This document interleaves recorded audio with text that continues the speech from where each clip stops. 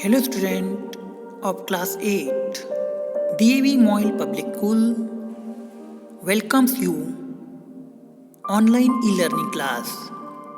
I am your teacher Manish Sabde. Dear student, today's topic name is Directive Principles of State Policy and Secularism.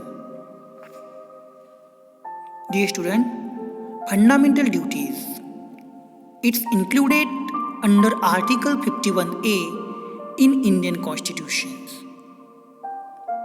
Fundamental duties are sections of the Constitution of India that prescribe the fundamental obligations of the states to its citizens and the duties and the rights of citizens to the states.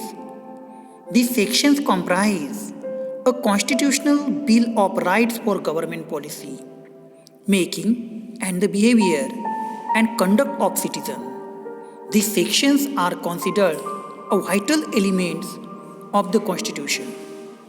Dear student, these fundamental duties added in 1976 after the recommendation of Swan Singh Committee. There are 11 fundamental duties. First fundamental duty is to abide by the Constitution and respect its ideals and institution, the national flag and the national anthem. Second fundamental duty is to cherish and follow the noble ideals which inspired our national struggle for freedom. Third is to uphold and protect the sovereignty, unity, and integrity of India. Fourth fundamental duty is to defend the country and render national service when called upon to do so. It's a 5 fundamental duty to promote harmony and spirit of common brotherhood amongst all people of India, to renounce practices derogatory to dignity of women. 6 fundamental duty is to value and preserve the rich heritage of our composite culture.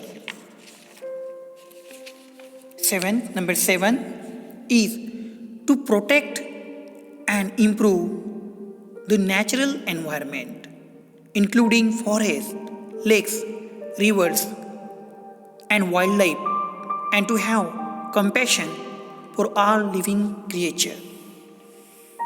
8 fundamental duty is to develop scientific temper, humanism, and the spirit of inquiry and reform. Number 9, to safeguard public property and to abjure violence. Number 10, to strive towards excellence in all spheres of individual and collective activity, so that the nation constantly rises to higher levels of endeavor and achievement. And last fundamental duty is parents or guardians should provide opportunities for education to their children or ward between the age of 6 and 14 years. So dear student, these are the fundamental duties under Article 51A in the Constitution. Next part is the directive principles of state policy. Dear student, directive principles of state policy are guidelines given by Constitution. Dr. Babasaheb Ambedkar considered these guidelines as powerful instrument for the transformation of India from a political democracy into an economic and social democracy. There are the classifications of directive principles. The classifications of directive principles are economic principle, social principle, Gandhian principles, and principles related to international peace and security. Dear student, under the economic principle, it said that to secure equal pay for equal work for both men and women in our country. We know that there is the equal salary for men and women in similar job. To provide adequate means livelihood for all. So these 2 points comes under economic principle.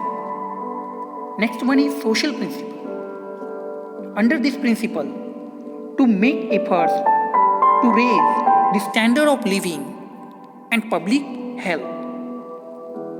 We know government take good care of the public health. Government provide the public health facilities to the all people in the country. To guard children against exploitation and moral degradation. Government vanish the exploitations of children in our country. So this comes in social principle. The Gandhian principle. Gandhian principle says us that to organize village panchayat. We know we have the village panchayat in our country, in rural area. To promote the cottage industries. These points comes under the Gandhian principles of directive principle. And last one is principle related to international peace and security. Under these principles, to maintain just and honorable relation between the nation. Honorable relation between the nation. To promote international peace and security. India always come forward to increase the international peace and security in the country, all over the world. So dear student, these are the directive principles of state policy.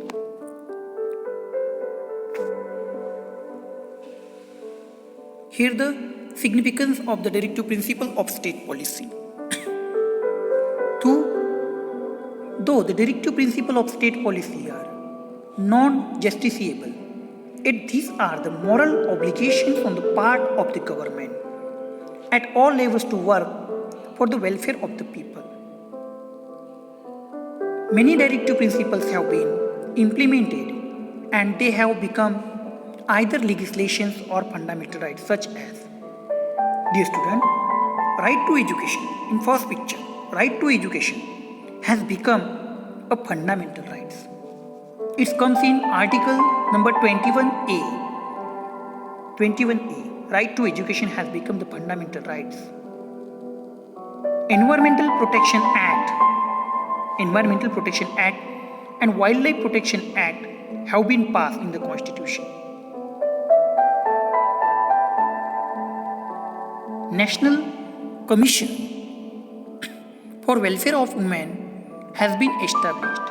And last one is, here the Manrega, right to work, has been implemented for rural unemployed under Manrega, Mahatma Gandhi Rural Employment Guarantee. Means in this policy, in this program, all people are getting job in our country. So dear student, these are all about the significance of directive principle of state policy. Here the next is secularism, Indian secularism. According to the Constitution, Indian secularism has two aspects. One is that every citizen of India is free to believe in and practice any religion of his own choice. Dear student, we know in our country there is no discrimination on the basis of caste, religion, creed, etc. Here the one religion is not a state religion in our country. So India follows secularism. We know secularism refers to the separations of the religion from the state. It means that the state should not discriminate among the citizens on the basis of the religion. It is the secularism. The concept of secularism is based on equal treatment to all religion. Secularism is not merely desirable but essential for the healthy existence of pluralist society. So,